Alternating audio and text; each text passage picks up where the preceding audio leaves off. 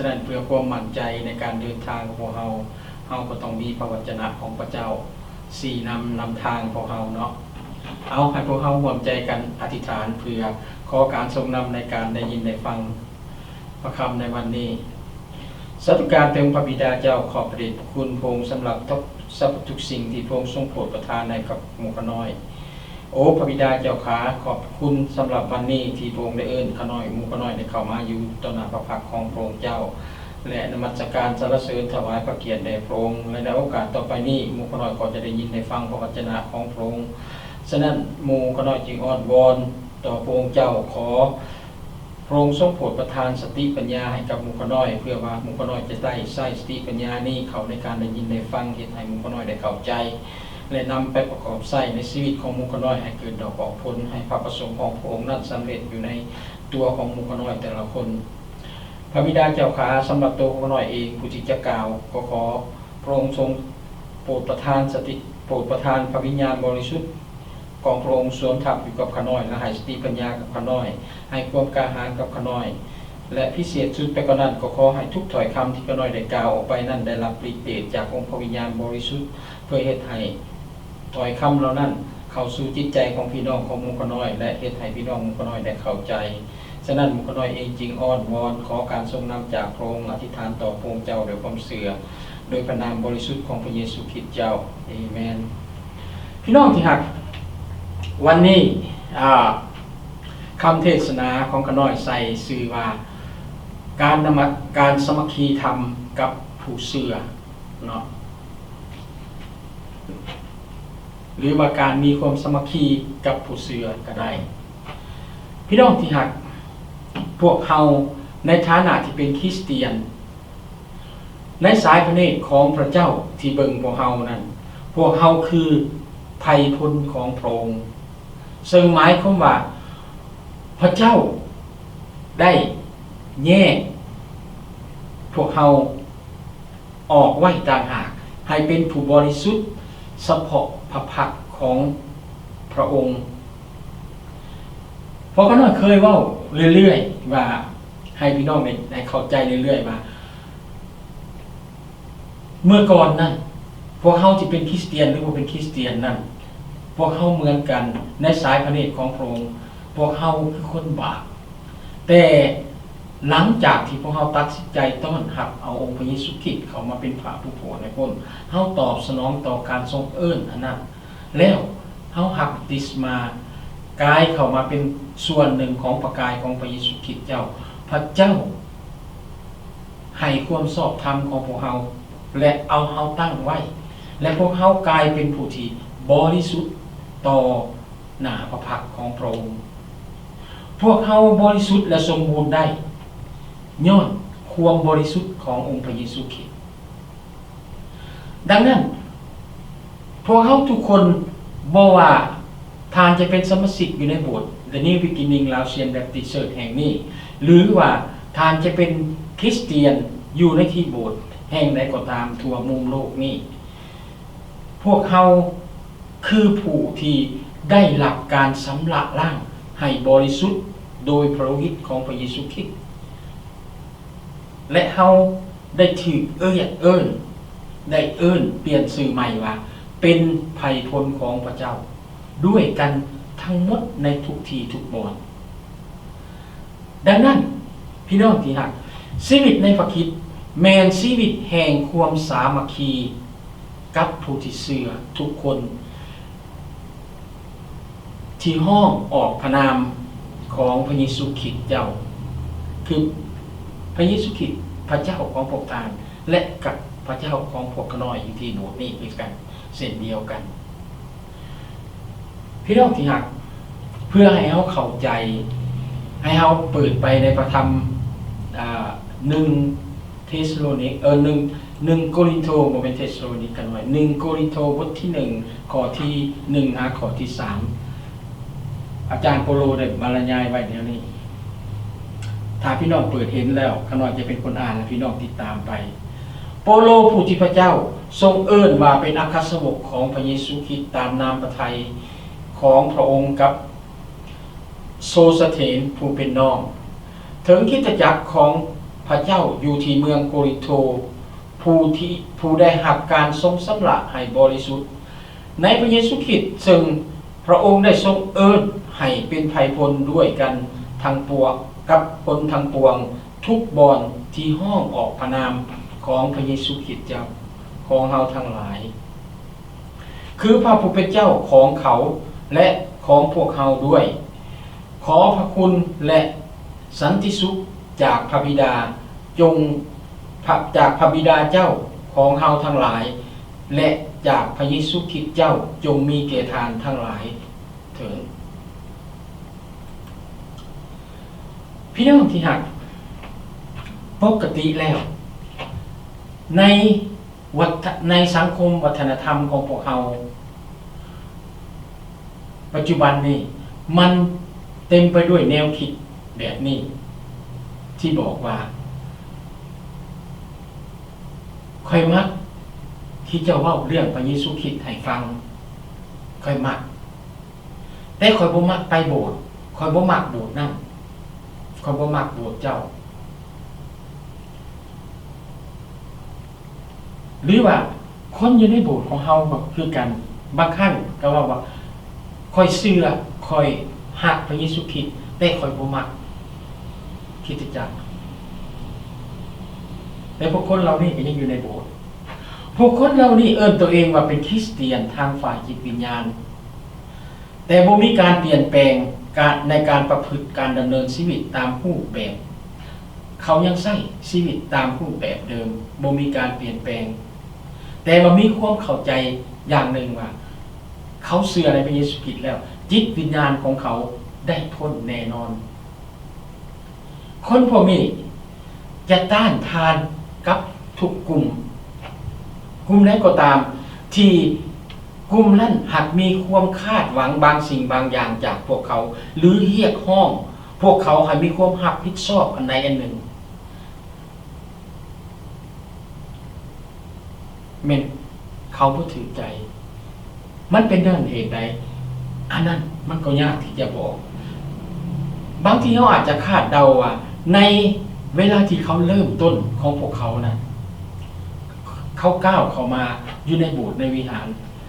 แรกๆนะเขาเข้าใจว่าโบสถ์เป็นเพียงสถาบันศาสนาหรือว่าสถานที่ที่เป็นทางการ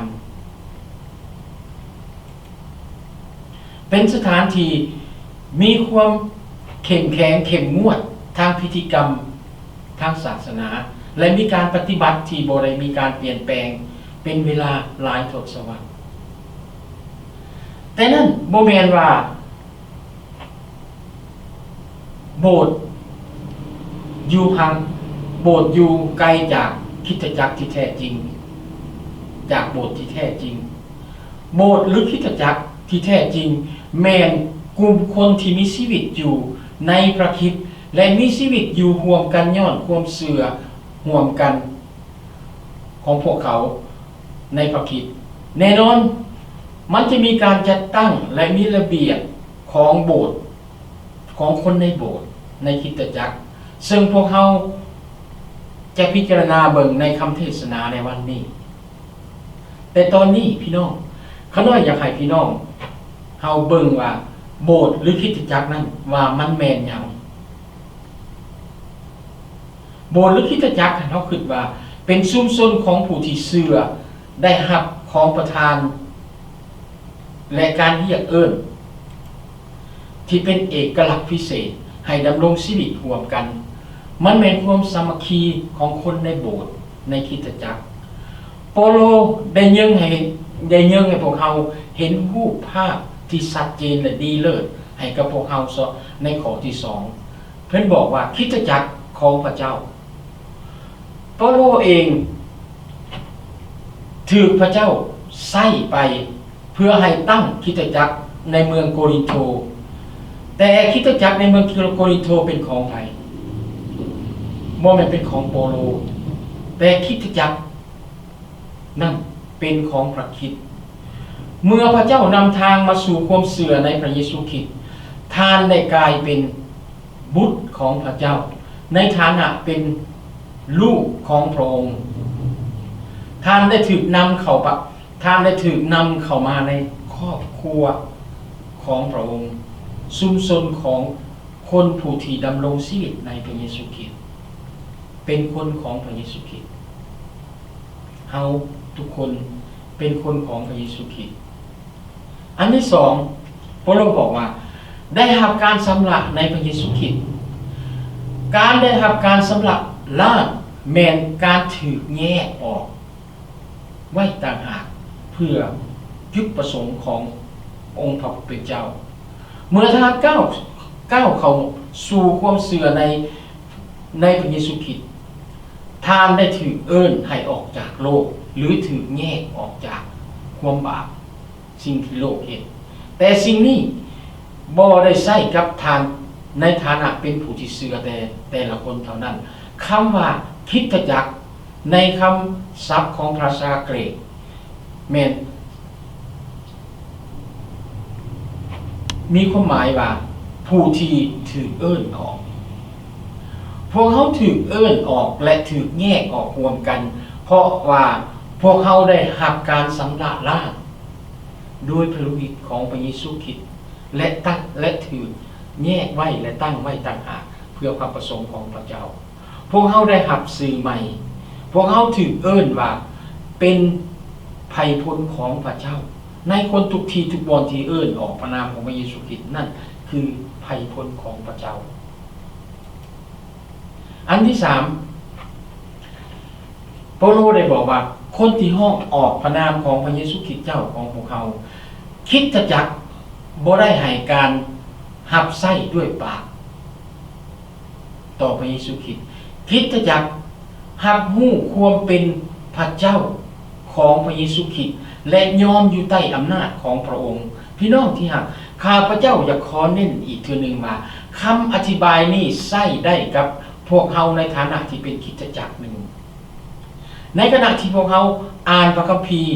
หลายคนในพวกเฮาเห็นสิ่งที่พระเจ้ากำลังกล่าวกับพวกเฮาในฐานะเป็นบุตรคนหนึ่งที่ติดตามพระเยซูคริสต์เฮาอย่างไรพระองค์อยากให้ท่านน้อยเฮ็ดหยังนั่นคือความคิดที่ดีแต่จงจือไว้ว่าพระมหาบัญชาส่วนใหญ่ในพระคัมภีร์ได้ถูกเขียนถึงคริสตจักรบ่แม่นเขียนถึงตัวบุคคลก็จริงแต่พวกเฮาที่เป็นผู้ติดตามพระเยซูคริสต์พวกเฮา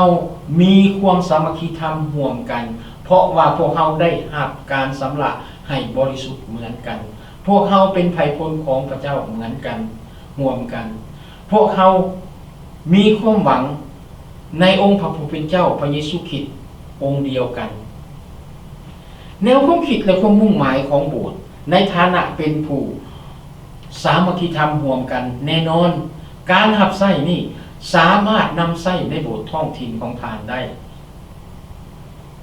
สิ่งเหล่านี้เฮาสามารถประกอบใช้ในโบสถ์ในคริสตจักรของพวกเฮาได้แต่มันบ่ได้หยุดอยู่แค่คริสตจักรของเฮาเท่านั้นพี่น้องมันไปไกลตรงนั้น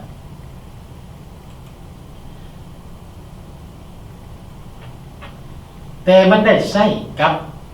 อย่างทุกคนในทุกคริสตจักรที่ห้องออกพระนามของพระเยซูคริสต์เจ้าของพวกเฮาทั้งพระผู้เป็นเจ้าของพวกเขาและของพวกเฮาพี่น้องที่รักผู้เชื่อบ่เพียงแต่เป็นส่วนหนึ่งของคริสตจักรท้องถิ่นเท่านั้นแต่พวกเฮายังเป็นส่วนหนึ่งของคริสตจักรสากลผู้เชื่อจากทุกเผ่าทุกภาษาและทุกประเทศชาติพวกเฮาบ่ได้มาเต้าโฮมกันเพื่อเว้าเกี่ยวกับความแตกต่างของพวกเฮามาเต้าโฮมสามัคคีกันเพื่อสรรเสริญย่องยอพระนามอันยิ่งใหญ่และสิ่งยิ่งใหญ่ที่พวกเฮาได้รับจากองค์พระเยซูคริสต์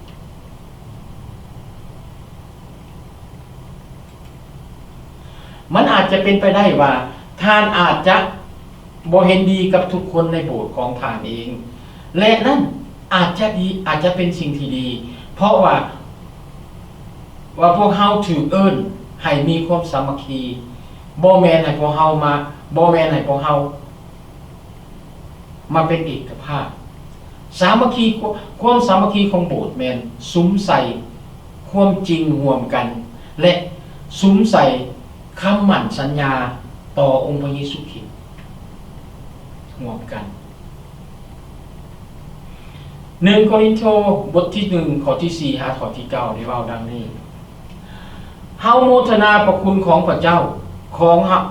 เฮาในเรื่องเจ้าทั้งหลายอยู่เสมอเพราะพระคุณของพระเจ้าซึ่งทรงประทานแก่เจ้าในพระเยซูคริสต์เพราะในพระองค์นั้นเจ้าทั้งหลายได้ทรงเต็มบริบูรณ์ด้วยทุกสิ่งทุกอย่างฝ่ายวาจาและความรู้ทุกอย่างด้วยว่าคำพยานเรื่องพระคริสต์นั้นเป็นที่หักหองแน่นอนในท่ามกลางพวกเจ้าด้วยจนเจ้าทั้งหลายบ่ขาดเขินของพระราชทานจักอย่างในขณะที่เจ้าทั้งหลายคอยท่าการเสด็จมาปรากฏของพระเยซูคริสต์เจ้าของพวกเขาพระองค์จะทรงบันดาลให้เจ้าทั้งหลายตั้งมั่นคงอยู่จนถึงที่สุดเพื่อพวกเจ้าจะพ้นจากการถือติในวันของพระเยซูคริสต์เจ้าของเฮาทั้งหลายพระเจ้าผู้ทรงเที่ยงธรรมพระองค์ได้ทรงเอิ้นพวกเจ้าให้เข้าสัมพันธ์สนิทกับพระบุตรของพระองค์คือพระเยซูคริสต์องค์ผู้เป็นเจ้าของเฮาทั้งหลายพี่น้องเปาโลได้แสดงความขอบพระคุณต่อพระเจ้าสำหรับคริสตจักรในเมืองโกรินโธและคำขอบพระคุณของเปาโลทานเปาโลได้อธิบายเพิ่มเติมเกี่ยวกับคริสตจักรให้พวกเราเห็นว่าผู้หักพระคุณพวกเฮาทุกคนบ่ได้เข้าสู่การมีสายสัมพันธ์กับพระเจ้าด้วยการปฏิบัติหรือว่าเฮามีผลงานอันดีเฮ็ดให้พระเจ้ามีความพอใจหรือว่าสิ่งเหล่านั้นเป็นความพยายามของตัวเฮาเองที่จะเฮ็ดให้พระเจ้าพอพระทัยในสิ่งที่เฮาเฮ็ดนั้นแล้วรับเฮาเข้ามาเป็นคริสเตียนโมเมนต์นั้นสิ่งที่เฮารับนั้นมันเป็นสิ่งที่พวกเฮาบ่สมควรได้รับแต่เฮากลับได้รับ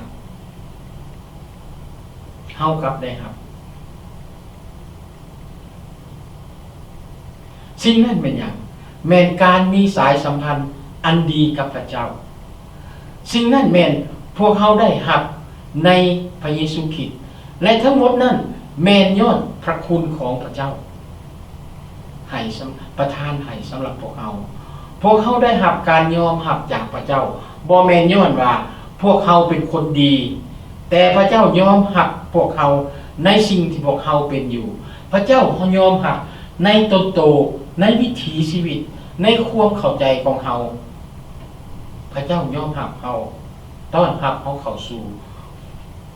การมีสายสัมพันธ์กับพระองค์พวกเฮาบ่จำเป็นต้องเฮ็ดให้ตนเองดีซะก่อนหลายคนคิดว่าโอ้ยเมื่อเขาไปสักส่วนหลายคนคิดว่าโอ้ย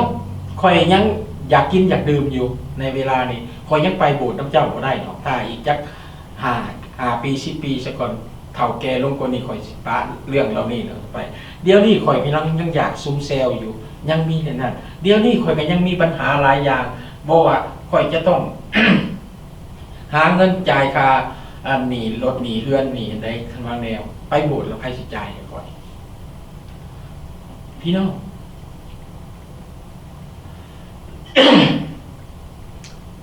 สิ่งที่เป็นอยู่นั้นท่านนำเขามาหาพระเจ้าพระเจ้ายอมรับทานในสิ่งที่ท่านเป็นอยู่พวกเขาบ่จำเป็นต้องสิว่าจะดีก่อนหรือว่าพวกเขาบ่จำเป็นว่า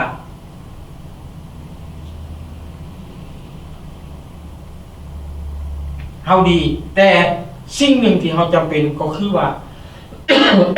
การที่เฮาจะเข้ามาหาพระเยซูคริสต์ได้นั้นเฮาต้องยอมรับตัวเองว่าเฮาเป็นคนบาปต่อหน้าพระพักตร์ของพระเจ้าเฮาบ่สมบูรณ์แบบ สิ่งเหล่านี้จะเฮ็ดให้เฮาได้รับการให้อภัยและให้เฮาได้รับพระคุณของพระองค์พี่น้องพระเจ้าบ่เคยปาถิ่มพวกเฮาไว้ในความบาปพระเจ้าต้องการพระเจ้าใส่คนของพระเจ้าออกไปเอื้อนเฮาซอกหาเฮาอยากให้เขามามีสายสัมพันธ์กับพระองค์พระองค์อยากให้อภัยพี่น้องแต่ว่าสิ่งที่พี่น้องปากละบ่ได้ก็คือความบาปของพี่น้องความเอาตัวเองเป็นศูนย์กลางของพี่น้องในจักรวาลนี้พี่น้องเลยมองเห็นความบกพร่องในตัวเองฉะนั้นพี่น้องเมื่อเฮายอมหักการบกพร่องของพวกเฮาและเฮายืนอยู่ต่อหน้าพระพักของพระเจ้าว่าพระเจ้าพระบิดาพระบุตรข้าน้อยบ่สามารถที่จะช่วยตัวเองได้ฉะนั้นข้าน้อยจึงขอให้องค์พระเยซูคริสต์เป็นเจ้านายในชีวิตของข้าน้อยให้พระองค์ทรงเป็นผู้นำพาในชีวิตของข้าน้อยเท่านั้นพี่น้องก็ได้รับการให้อภัยและจากพระเจ้าและได้รับพระคุณของพระเจ้าแล้วพระองค์ให้อภัยพวกเขาบ่เพียงแค่ให้อภัยพวกเขาเท่านั้นพระองค์ยังทำงานในชีวิตจิตใจของพวกเขาเฮ็ดให้เฮาสร้างพวกเฮาขึ้นให้ค่ายคือกับพระคริสต์ให้หลายขึ้นเฮ็ดให้พวกเฮาอุดมสมบูรณ์ในทุกด้านหนึ่งในสิ่งที่พระเจ้าประทานให้พวกเฮาในพระคุณของพระเจ้าแม้นการให้อำนาจแก่พวกเฮาคำว่าอุดมสมบูรณ์ในภาษากรีกหมายถึงคนที่หังมีแน่นอนพระคริสต์เฮ็ดให้พวกเฮากลายเป็นคนหังมีในสิ่งที่สำคัญที่สุดที่คนทั้งโลกบ่มีที่คนทั่วไปบ่มีพวกเฮาได้สิ่งเหล่านี้พวกเฮาได้รับความอุดมสมบูรณ์อันนี้ในทุกคำเว้าในความรู้ทั้งหมดเฮาเห็นได้จังได๋เมื่อก่อนที่เฮายังบ่ได้รู้จักกับพระเยซูคริสต์เฮาเว้าภาษาเว้าของเฮาเป็นภาษาหนึ่งแต่เมื่อเฮามาอยู่ในองค์พระเยซูคริสต์พระเจ้าให้พระวิญญาณบริสุทธิ์ของพระองค์นั้นทำงานในชีวิตของพวกเฮาภาษาของเฮาถูกเปลี่ยนไปความเรียนรู้ของพวกเฮาถูกเปลี่ยนไปแต่ที่เมื่อก่อนเฮารู้จักพระองค์กับพระองค์นั้นเฮาเรียนรู้สิ่งที่เป็นของโลกเฮาเข้าใจสิ่งที่เป็นของโลกแต่เดี๋ยวนี้เฮาได้ความรู้ใหม่เฮาได้ความอุดมสมบูรณ์นั่นนี่เปาโลกล่าวถึงเรื่องนี้อย่างลึกซึ้งในบทที่12ของพระราชทานซึ่งมาจากพระวิญญาณบริสุทธิ์เปโตรได้เน้นหนักถึงความเสื่อมโยมระหว่างพระคุณของพระเจ้าและความอุดมสมบูรณ์ของพระองค์ในชีวิตของพวกเฮาทานเว้าดังนี้ด้วยเห็นแล้วว่าฤทธิเดชของพระองค์ได้ทรงประทานสิ่งสารพัดแก่พวกเฮาที่จะได้มีชีวิตและความเหลื่อมใสในพระเจ้าโดยรู้จักพระองค์ผู้ทรงเอิ้นพวกเจ้าด้วยสง่าราศีและความล้ำเลิศของพระองค์พี่น้องที่รักใน2เปโตรข้อ1ข้อ3ความเข้มแข็งและความอุดมสมบูรณ์นี้จะเกิดขึ้นเมื่อผู้ที่เชื่อมีความสามัคคีธรรมร่วมกันและพวกเฮาจักบ่อยู่โดดเดียวฉะนั้นสมาชิกคริสตจักรของท่านจะยืนยันอยู่กับท่านพระคริสต์จะเป็นผู้นำพาเฮาคริสตจักรของพวกเฮาสามารถช่วยซึ่งกันและกันให้ได้รับอาหารทางฝ่ายจิตวิญญาณพี่น้องเมื่อมีคนผู้หนึ่งศึกษาค้นคว้าพระคัมภีร์และเรียนรู้ความล้ำเลิศในพระคัมภีร์พวกเขาสามารถที่จะสอนและจะช่วยเหลือพวกเฮาให้เข้าใจและเฮ็ดให้พวกเฮาเติบโตทั้งฝ่ายจิตวิญญาณการเติบโตของคริสเตียนจะเกิดขึ้นเติบโตทั้งฝ่ายจิตวิญญาณจะเกิดขึ้นได้ดีที่สุดเมื่อมันเป็นขบวนการร่วมกันในโบสถ์เมื่อพวกเฮาสอนและให้กำลังใจซึ่งกันและกันดังนั้นโบสถ์ควรจะเป็นคือกับ ฝูงป่าที่ลอยน้ำห่วมกันและเติบโตด้วยกันการปกครองและการให้กำลังใจซึ่งกันและกันเป็นหาเสียดายพี่น้องคริสตจักรในเมืองโกรินโธบ่ได้เฮ็ดตามสิ่งนี้ในขณะที่พวกเราอ่านหนังสือ1โกรินโธนี่พวกเราจะเห็นว่าคริสตจักรมีปัญหาหลายอย่างแต่ในคำขึ้นต้นเรานี่แต่นับคำขึ้นต้นเปาโลได้มุ่งใจใส่บอกพวกเขาที่อยู่ในคริสตจักรโกรินโธว่าเขาเป็นผู้ใดในพระคริสต์ตัวนี้สำคัญที่สุดพี่น้องถ้าในฐานะที่เขานั่งอยู่ในที่นี้เขาต้องเข้าใจในตัวเองว่าเขาเป็นไผในโบสถ์นี้เขาเป็นไผในพระเยซูคริสต์และพระเยซูคริสต์เขาเข้ามาอยู่ในโบสถ์นี้พระเยซูคริสต์กำลังอยากให้เขาเฮ็ดสิ่งใดในโบสถ์นี้ถ้าเขาเข้าใจว่าเขาเป็นผู้ใดพี่น้องอยากเข้าใจว่าเขาคือสมาชิกของโบสถ์มาฟังเทศน์พี่น้องจื่อได้บอกเขาน้อยเคยบอกกับพี่น้องเรื่อยๆการวิวัฒน์การเติบใหญ่ทางฝ่ายจิตวิญญาณของพวกเรามันจะต้องเข้าไปสู่ระบบของการเรียนรู้ถ้าเขาขาดการเรียนรู้เขาจะบ่ได้ฉะนั้นก็เช่นเดียวกับในขณะที่เขานั่งอยู่ในโบสถ์ในเวลานี้เขากำลังฟังพระคำของพระเจ้าอยู่เขากำลังเรียนรู้และเขากำลังตั้งใจใส่ว่าในวันนี้พระเจ้าจะเว้าหยังกับจิตใจของเขาและในจิตใจของเรานั้นพระเจ้าต้องการอยากให้เราเปลี่ยนอย่างและสิ่งที่พระเจ้าต้องการให้เราเปลี่ยนนั้นพระองค์มีจุดประสงค์อยากให้เราเปลี่ยนอันใดเราจึงต้องเปลี่ยนสิ่งนี้ออกไปเมื่อเราเข้าใจสิ่งเหล่านี้พี่น้องนั่นคือเราปล่อยให้พระวิญญาณบริสุทธิ์ของพระเจ้าทำงานในชีวิตจิตใจของพวกเรา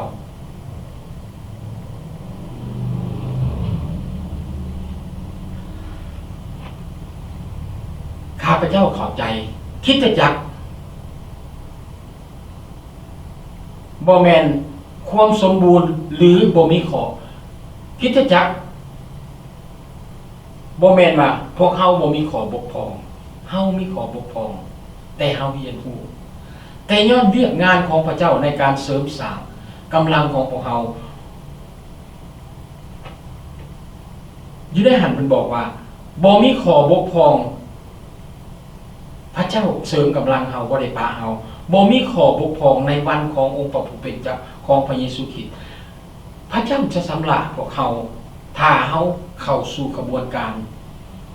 เรียนรู้เฮาจะได้สิ่งเหล่านี้เฮาเข้ามาร่วมสามัคคีทำมีความสามัคคีต่อสมาชิกอยู่ในโบสถ์ร่วมกันเฮาจะเฮ็ดหยังเฮาจะค้นเฮาจะสุมใจใส่พระบัญชาของพระเจ้าเฮาจะสุมใจใส่จุดประสงค์ของพระเจ้าว่าพระเจ้ากำลังเฮ็ดหยังในชีวิตของเฮาพระเจ้ากำลังต้องการโบสถ์ของเฮาเคลื่อนไปทางใดหรือเขาจะให้ปล่อยให้ซาตานเข้ามาสนอยู่ในโบสถ์เราถ้าเขามีความสามัคคีเป็นน้ำหนึ่งใจเดียวกัน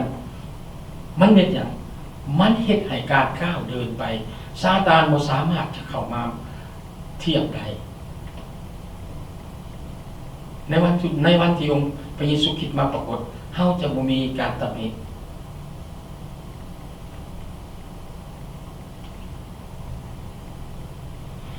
เฮาเห็นเปาโลได้กล่าวบางสิ่งบางอย่างที่คล้ายคือกับคริสตจักรในเมืองฟิลิปปีเฮาแน่ใจว่าองค์พระ พระองค์ผู้ทรงตั้งต้นการดีไว้ในพวกเจ้าแล้วและคงจะเฮ็ดให้สำเร็จพี่น้อง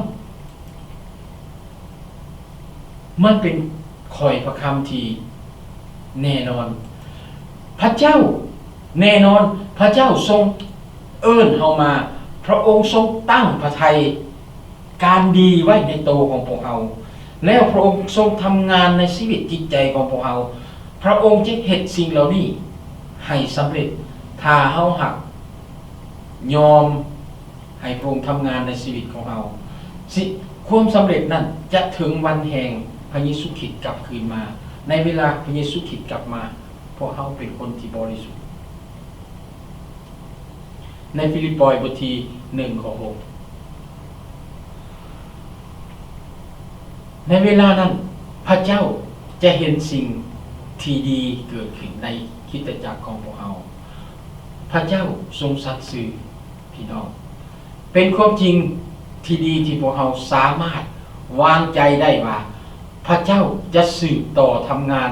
ในชีวิตของพวกเราเฮ็ดให้พวกเราบ่มีข้อบกพร่องและ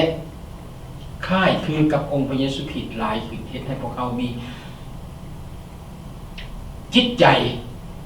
ที่เหมือนอย่างองค์พระเยซูคริสต์ที่มีความหักต่อโลกนี้ที่อยากเห็นมนุษย์โลกได้รับความรอดจนสละพระองค์พระกายของพระองค์เองเพื่อเป็นค่าไถ่พวกเรา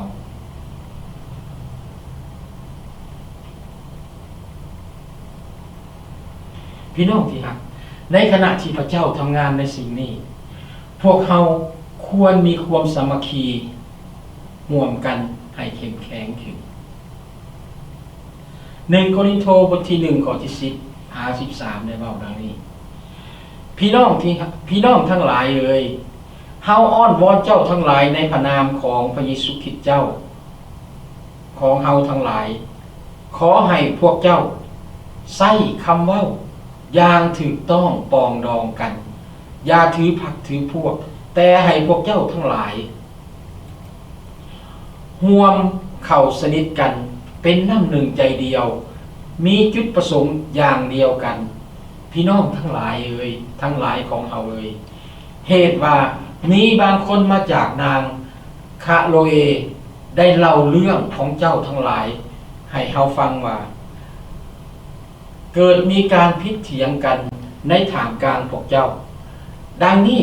เฮาหมายความว่าคือเจ้าต่างคนก่อต่างกล่าวว่าข่อยเป็นฝ่ายโปโลหรือข่อยเป็นฝ่ายอาโปโลหรือข่อยเป็นฝ่ายเกฟาหรือข่อยเป็นฝ่ายภาคิด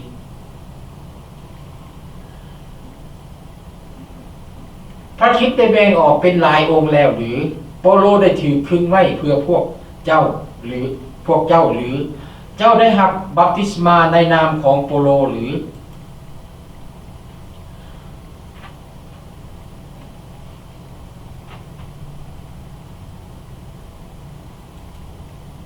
โปโลได้เว้าได้เฮ็ดในส่วนของเพิ่นเพื่อเสริมสร้างความสามัคคีให้กับคริสตจักรในเมืองโกรินโธโดยการนั้นให้เห็นบอนที่พวกเขาบ่ได้อยู่ในความสามัคคีในความเป็นจริงความบ่เป็นเอกภาพของพวกเขาแม่นคงกันข้ามกันกับความสามัคคีกับพระบุตรของพระองค์พระเยซูคริสต์เจ้าของพวกเขาใน1 โครินธ์บทที่1ข้อ9พวกเขาแบ่งแยกกันเกี่ยวกับแบบการนำพาและบุคลิกภาพโปโลในระหว่างการเดินทางเผยแผ่ครั้งที่2ของเพิ่นโปโลในเมืองโครินโธและได้สร้างตั้งคริสตจักรถ้าเฮาเบิ่งอยู่ในพระธรรมกิจการเราจะเห็นกิจการบทที่18ข้อ1 5ข้อที่11จะเว้าถึงเรื่องการไปประกาศข่าวของพระเยซูของอนันดาโปโลนะฮะเราจะเห็นแน่นอนผู้เชื่อหลายคนอาจจะรู้จักโปโลดีและมีความจงรักภักดีต่อเพิ่นเพราะว่าเพิ่นเป็นผู้นำคนทำอิฐของเขาเจ้าแต่พวกเขายังรู้จากบทเรียนของเพิ่นว่าเปาโลเป็นผู้ที่มีความคิดและมีความฉลาดและอาโปโล อะโปโลได้มาที่โกรินโธภายหลังในอันนั้นเฮาเบิ่งอยู่ในกิจการบทที่19ข้อ1เฮาจะเห็นและเราเป็นผู้ที่ฮู้จักในนามผู้ชายคนหนึ่งที่มีความสามารถในการใช้พระคัมภีร์เฮาเบิ่งอยู่ในบทที่18ข้อที่กิจการบทที่18ข้อที่24เนื่องจากอะโปโลเป็นคนที่มีทัศนะในการเว้าดังนั้นมันจึงเป็นเรื่องง่ายที่เฮ็ดให้คนนิยมชอบเราและก็ติดตามเราและฟังเราเกฟาเนี่ย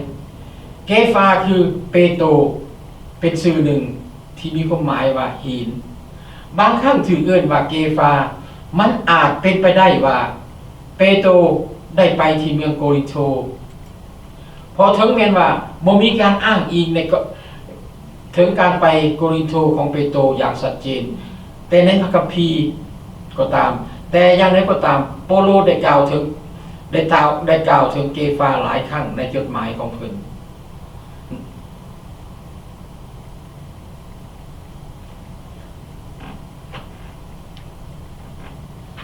อยู่ใน1 โกรินโธบทที่1ข้อที่22ก็มีแล้วในบทที่3ข้อที่23ก็มีบทที่9ข้อ5และก็บทที่15ข้อ5โปโลได้กล่าวถึงเกฟาหรือว่าเปโตรนั้นดังนั้นผู้คนได้พบกับเปโตรหรือคุ้นเคยกับบทบาทการนำของเราในคริสตจักรในยุคต้นๆการเชื่อมต่อที่ใกล้ชิดของเรากับพระเยซูคริสต์เฮ็ดให้เราเป็นที่เชื่อถือสำหรับคนทั้งหลายที่สนใจเรื่องพระเยซูคริสต์พระเยซูคริสต์นี่แม่นกลุ่มที่ทานและข้าพเจ้าอยากเข้าไปอยู่ด้วยแม่นบ่แม่นเฮาอยากจะถูกจัดอยู่ในกลุ่มนี้นี่แม่นกลุ่มที่ทานอยากจะถูกจัดเข้าอยู่แต่เปาโลได้นับรวมพวกเขาเป็นกลุ่มที่แตกแยกกันเพราะว่าในขณะที่พวกเขากล่าวอ้างนั้นเขากล่าวอ้างเรื่องนี้ขึ้นมานั้นฟังคือว่าเป็นทางฝ่ายจิตวิญญาณแต่มันมีน้ำเสียงที่เหนือกว่าความรู้สึกว่ามันเหนือกว่าคนอื่นหมายความว่าจังได๋หมายความว่าเขาบ่ต้องการพวกเขาบ่ต้องการผู้นำที่เป็นมนุษย์นำพาพวกเขาเห็นแก่ตัวเองว่าเขาเหนือคนอื่นมีจิตวิญญาณหลายกว่าคนอื่น โปโลได้เน้นหนักในข้อที่9เกี่ยวกับความสัมพันธ์ที่พวกเขามีกับพระเยซูคริสต์เหตุผลบอกพวกเราให้รู้ว่าถ้าเขามีความสัมพันธ์กับพระเยซูคริสต์และเฮามีความสัมพันธ์กับพระเยซูคริสต์แล้วพวกเฮาก็ต้องมีความสัมพันธ์ซึ่งกันและกันเปาโลได้ถามว่าพระเยซูคริสต์ได้แบ่งแยกออกเป็นหลายองค์แล้วบ่มันเป็นคำถามที่ได้รับคำตอบอย่างชัดเจนว่าบ่ผู้คนเหล่านี้เปาโลเปโตรและอาโปโลเป็นเพียงแต่มนุษย์เท่านั้นพวกเขาทุกคนเฮ็ดเวียกด้วยเหตุผลเดียวกันคือเพื่อเสริมสร้างอาณาจักรของพระเจ้าถวายเกียรติแด่พระเยซูคริสต์เจ้าถวายเกียรติแด่พระเจ้าด้วยการติดตามคำถามของเราเปาโลถูกคึงเพื่อพวกเจ้าบ่หรือเจ้าได้รับบัพติศมาในนามของเปาโลบ่เปาโลได้เน้นหนักให้เห็นว่าเราเป็นเพียงผู้รับใช้ผู้ที่สำคัญมีเพียงผู้เดียวแม่นพระเยซูคริสต์ในขณะที่บางคนเอาตัวเองเป็นเอกเป็นหนึ่งเป็นศูนย์กลาง มันเป็นเรื่องที่น่าเศร้าใจพี่น้องเพราะมันนำไปสู่การแบ่งแยกในคริสตจักร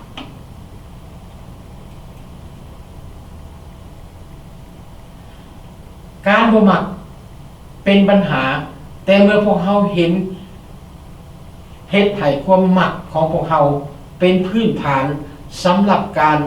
มีความสามัคคีธรรมกับคนอื่นนั่นพวกเฮานำเอาความอับอายมาสู่ผู้ที่เอิ้นพวกเฮามาร่วมกันเป็นประกายเดียวกันย้อนเฮาเอามาตรฐานและพื้นฐานของเฮาไปจัดวางจัดตั้งให้เป็นความสามัคคีมันนำผลสะท้อนมาสู่พระเยซูคริสต์ผู้เอิ้นพวกเฮามาในทางของมันข้ามคนที่อยู่นอกโบสถ์จะเบิ่งและสังเกตเห็นเมื่อผู้คนจากทุกชนสั้นทุกคนมาร่วมกันย้อนไว้วางใจในพระเยซูคริสต์พี่น้องโลกเฮ็ดหยังโลกมันสุมใจใส่ความแตกแยกของพวกเฮา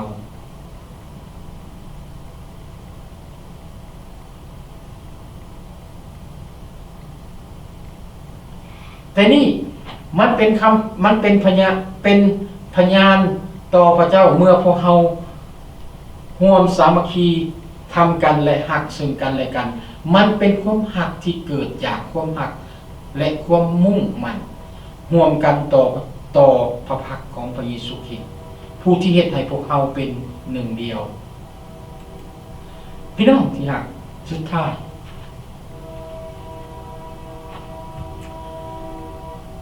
พวกเฮาทุกคนถูกเอิ้นเข้ามาและถูกแยกถูกสำรับร่างไว้โดยพระเยซูคริสต์และตั้งพวกเฮาไว้เพื่อพระประสงค์ของพระองค์สายตาของบ้านเมืองที่อยู่ข้างนอกบ่แม่นว่าเขาบ่เบิ่งพวกเฮายิ่งเดี๋ยวนี้วิกินิงลาวเซียนแบปติสต์เชิร์ชของพวกเฮาที่เป็นคริสตจักรน้อยๆที่มีกลุ่มคนเพียงหน่อยเดียวแต่เป็นน้ำหนึ่งใจเดียวกันเขาแห้งเบิ่งว่าพวกคนเหล่านี้เขามาเฮ็ดหยังกันอยู่ในโบสถ์แห่งนี้แต่น่าเสียดายที่เฮ็ดให้เขาพลาดโอกาสไปย้อนเขาเจ้าบ่สามารถลดทิฏฐิความเป็นตัวเองของเขาเจ้าได้ที่เขาจะเข้ามาเพื่อเขาจะได้ยินได้ฟังพี่น้องสิ่งนี้ความหักความสามัคคีหักซึ่งกันและกันช่วยเหลือซึ่งกันและกันเบิ่งแยงกันและประยุงกันขึ้นเหมือนกับฝูงปลาที่ลอยน้ำเฮาปะลอยไปนำกันเติบโตไปนำกันนั่นคือพระประสงค์ของพระเจ้านั่นคือความตั้งใจของพระเจ้าที่อยากให้ The New Beginning Laotian Baptist Church Grow ขอบคุณพระเจ้าสาธุการแด่องค์พระบิดาเจ้าขอพระเดชคุณพระองค์สำหรับถ้อยประคำทุกวันในวันนี้ที่พระองค์ได้ทรงมอบให้กับหมู่คนน้อยได้ยินได้ฟังให้หมู่คนน้อยได้นำไปตึกตองและพินิจพิจารณาเพื่อว่าหมู่คนน้อยจะได้กลายเป็นผู้ที่รับใช้ที่ดีเพื่อเฮ็ดจะหล่อหลอมจิตใจของหมู่คนน้อยให้กลายเป็นคนที่รับมีความรู้สึกในการรับใช้ฉะนั้นหมู่คนน้อยเองจึงอ้อนวอนต่อพระองค์และขอพระองค์ทรงช่วยหมู่คนน้อยด้วยเถิดกับสิ่งเหล่านี้วันนี้หมู่คนน้อยได้จบในการนมัสการและจะแยกย้ายกลับบ้านก็ขอให้พระองค์ทรงได้ช่วยหมู่คนน้อยในการทำมาหากินในอาทิตย์ต่อไปเพราะว่าหมู่คนน้อยจะแตะต้องสิ่งใดก็ขอให้ทุกสิ่งนั้นเกิดผลดีและก็ขอให้หมู่คนน้อยได้มีโอกาสในเวลาได้เข้ามาสรรเสริญถวายพระเกียรติพระองค์อีกในอาทิตย์ต่อไปสรรเสริญขอบคุณพระองค์เจ้าในนามพระเยซูคริสต์เจ้าเอเมน